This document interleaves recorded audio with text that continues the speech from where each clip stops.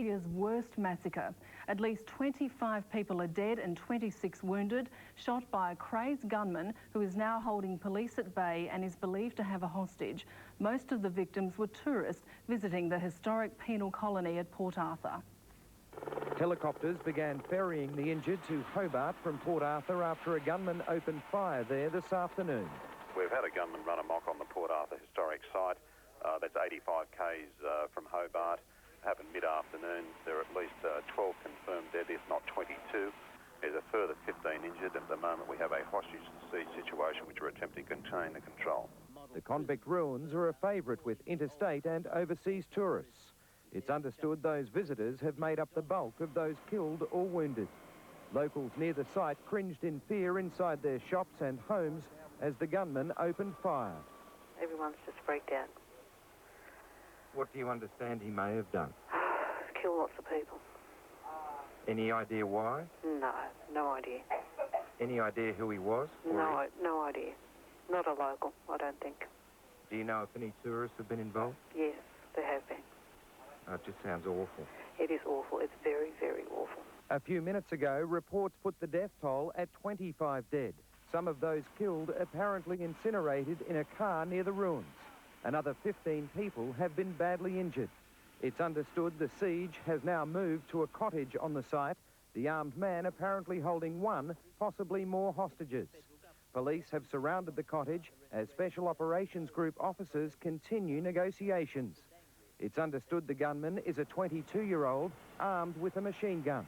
What sparked the massacre isn't known at this stage. Special police hotlines have been set up for people who fear for the safety of relatives. The numbers are 002 302 519 or 002 302 516. Steve Kerry, 7 Nightly News. Port Arthur is over. The gunman who killed at least 32 people has been captured by police after setting the house alight. We cross live to Charles Slade with the latest. Yes, Sharon, the last 2 hours in this whole extraordinary story, as extraordinary as the first 18 hours. Shortly after 8:30, a report came through that the house, the Seascape Bed and Breakfast, was on fire. Apparently the gunman continued firing while the building was burning. Shortly after 9, the police apprehended him. We understand he has suffered some burns. We don't know how serious, but they are serious enough that they put him in an ambulance and drove him to the Royal Hobart Hospital, where I am now. In fact, he was due here about 2 minutes ago. I would assume he is now in the casualty section, and he'll obviously be receiving some sort of treatment before he's handed over to police later today. Of course, that will depend on how seriously injured he is. So the gunman, as you say, is apprehended. The most worrying news, though, we all heard that he had 3 hostages. As yet, there is no news on those hostages. Police have not been able to find them. They don't know if they're in the building. They don't know if they even existed in the first place, which surely they must have, because they would have been able to check the movements of the 60-year-old couple who would supposedly own the Seascape Bed and Breakfast. But at the moment, that is the worrying thing. No word yet on the fate of the hostages, Sharon. What about the 18 or 19 people that are supposedly injured in this situation? What's the latest on those? Right, well, 18 people were brought here over a 3-hour period yesterday afternoon. 2 of them were discharged quite quickly. Of the other 16, we understand that 7 had puncture wounds or gunshot wounds to the head, neck or torso. 5 of them are still listed in a serious condition. Now, the hospital is not making it clear how serious. They do have some concerns, though. The doctor who treated them says on top of their wounds, of course, they have all the stress and shock, and it's very hard to give a prognosis on how these people are going to work out. Of the other 11, apparently mostly superficial injuries, and the breakdown on the injuries is that 7 of them are Victorians, 5 Tasmanians, 2 South Australians, 3 from New South Wales, 1 Canadian apparently who is resident in the ACT, and possibly 1 American. So at the moment, still 16 people in the hospital, and 5 of them are rated as serious. So it's very possible, Charles, the death toll could rise. Well, the hospital's not saying that. They're looking on the bright side, although obviously 1 or 2 of them who were shot in the head in particular are in a serious condition. And the doctor who spoke to us, Dr. Smart, said obviously, as well planned as they were and well organised as they were, you could never, ever plan on something like this. And his staff and his nurses and his doctors have all gone through their own personal trauma trying to deal with something which I think for everybody, including medical people, is quite beyond belief. Thank you very much, Charles. Sharon. The Port Arthur massacre is easily Australia's worst and the biggest by a lone gunman anywhere in the world in modern history. The shooting has left Australia stunned. Messages of support are coming in from around the world. But of course, the big question is, what made the gunman do it? Nearly 20 hours after the first shots were fired, there are strong fears the death toll and the human devastation will grow worse. Still, a large part of the Port Arthur Peninsula, where the gunman stalked his victims, has not been fully searched by police. Their fear is that more dead will be found, left where they were gunned down. Sydney tourist Rob Atkins and his pregnant wife stumbled onto the massacre, at first thinking the shots were a convict reenactment for visitors. A few ladies were running up the hill towards us, screaming, "Go back, there's a man with a gun."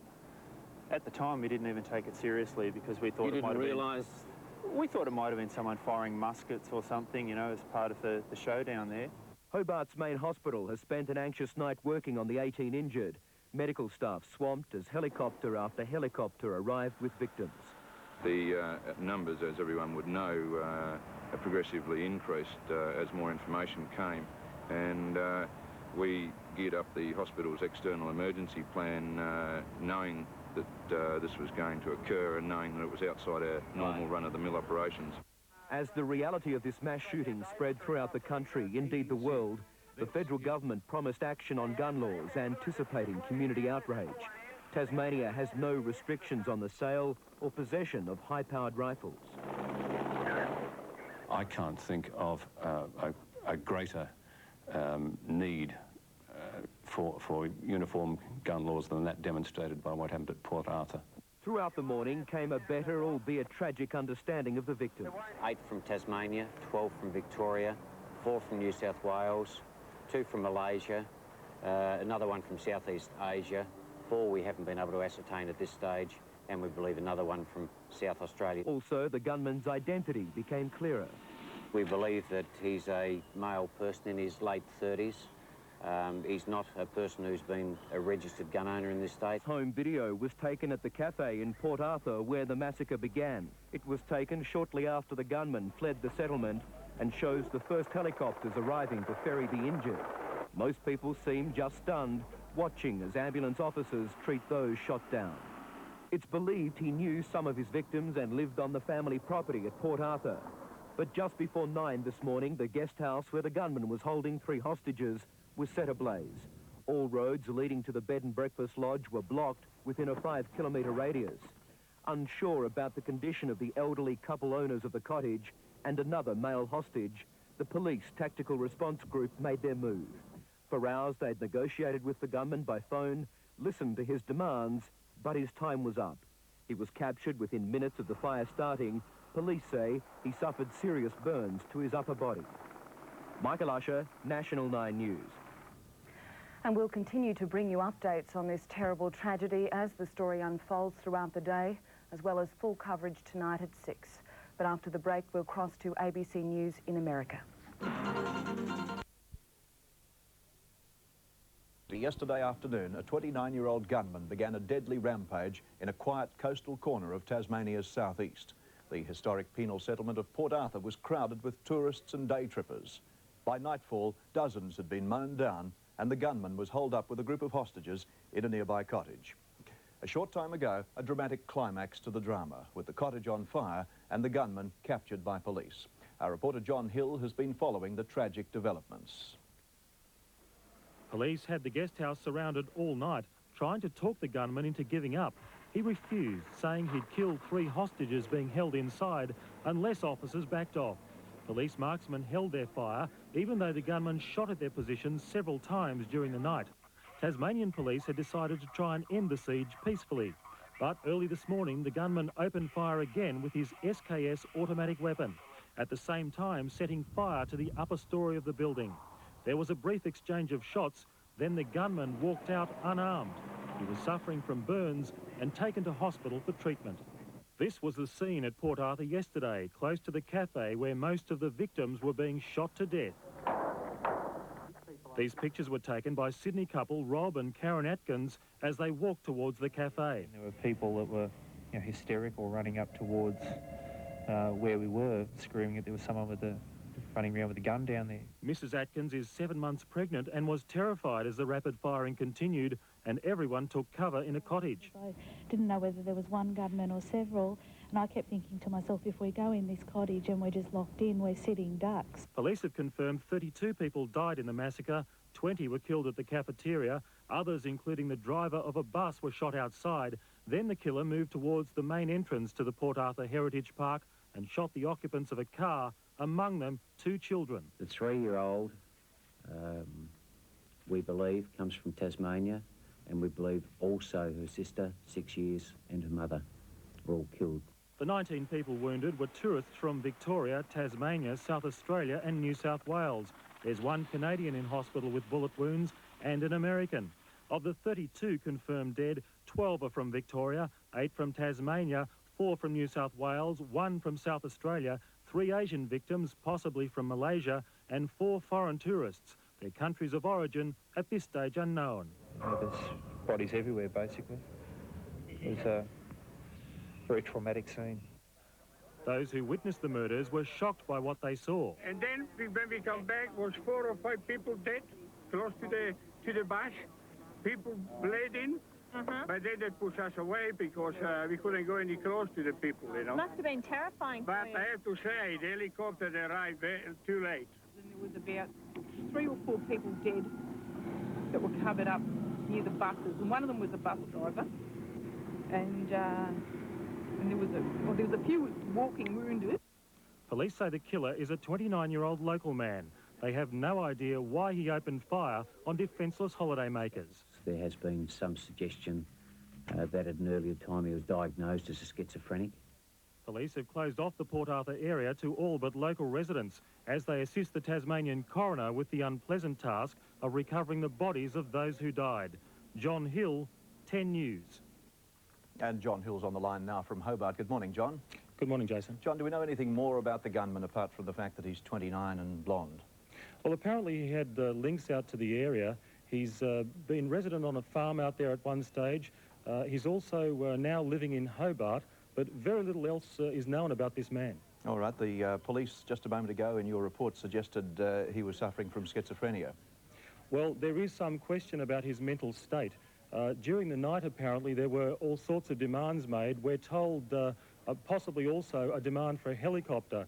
Now, they had psychiatrists and a psychologist down there among the negotiating team. The police weren't saying, this morning at least, when they gave their first briefing, just what his mental state was, because, of course, he might have been tuning into any broadcasts. I understand. Of course, those hostages in the guest house where he held them overnight, their fate is still unknown. Have you heard any word? No, there's no word on the fate of those people yet. We understand it's the owner of the guest house and her husband, a couple aged in their 60s. Now, the third person, just how he ends up at the guest house is a little unclear. The police think what happened to him was that the gunman commandeered his car and forced the man to get into the boot, then drove to the guest house. Now, they expect the man has been taken inside, but unfortunately at this stage no word on the fate of those 3 hostages. I was reading one wire service report just a moment ago by the police saying it doesn't look good for them, but we can only keep our fingers crossed. The injured, John, 5 listed as serious. Are they likely to hang in and stay with us? The people who were serious have apparently been shot in the body. Now, there's been a massive operation at Royal Hobart Hospital during the night. They pulled in medical personnel from all across Tasmania. There were 3 operating theatres going all night, patching these people up. 5 critical, very little information more than that coming out. Obviously, there's medical privacy issues at stake, but they're saying at this point they don't think they're going to lose anybody. That's wonderful news. So much attention must now be focused on the hospital in Hobart. The hospital is the focus of everything, including, unfortunately, that's the mortuary. That's where all the bodies will come. We're getting the gunman's there now as well now. That's right. The gunman's being treated for burns. Quite an odd story about how he comes out, and of course no cameras were there, so it wasn't captured on camera to show you. He's come out unarmed. Apparently, he's been burnt. It's apparent that he's lit the place up. But just how badly his burns are, we don't know.